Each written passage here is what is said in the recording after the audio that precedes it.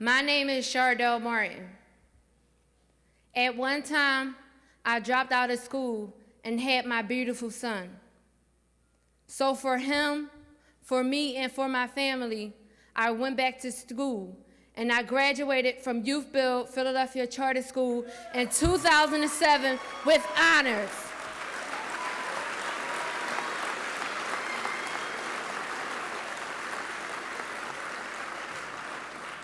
I am a mother, a student, a leader, an active role model in my community, which brings me to my point. How can I ignore the racial injustice that constantly inflicts damage on our urban communities throughout Philadelphia and beyond? In my home state, statistics shows blacks makes up 55% of the prison population, but only 10% of the state population. Our communities are suffering. I am not here to point the finger or lay blame. I am here to be a voice of awareness and not let this issue remain hidden.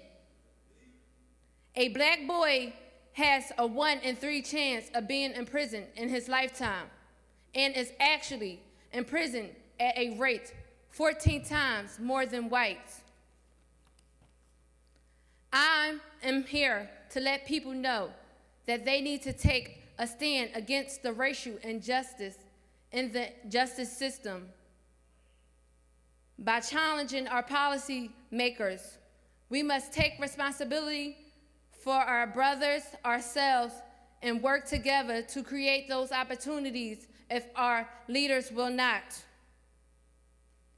If you add up the annual cost of mentoring a child, providing employment training, after-school programs, providing affordable housing to low-income families, and providing Head Start program, it equals $20,000. The average prisoner costs $23,000. As an intern at the Prison Society in Philadelphia, I would read the mail of the inmates who were seeking for help and finding anything but limited answers.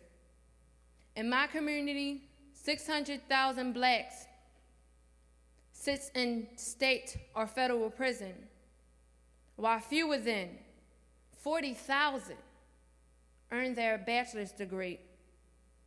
Our presidential candidate says it's time for change.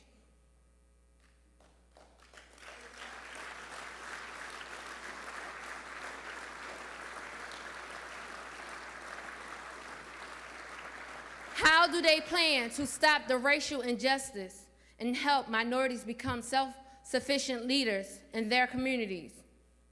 I challenge our policymakers to invest heavily in the intervention for our young people who get in trouble. Link them to programs with mentors and caring adults.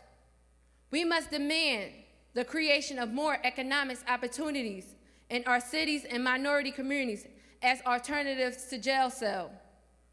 Young men returning to prison must have employment opportunities to transition to instead of returning to the survival mentality of drugs and violence. It is valuable to rebuild a life through a living wage than to surrender another family as a victim of drugs, violence, and abandonment. I leave you with this. If there is someone you know, whether a member, a family member, friend, or neighbor that has been incarcerated or is incarcerated, that has the potential to be a productive, self-sufficient citizen in his or her community, but did not have the chance at a positive opportunity, then I ask you, as a mother, a student, a leader, take a stand with me. Thank you.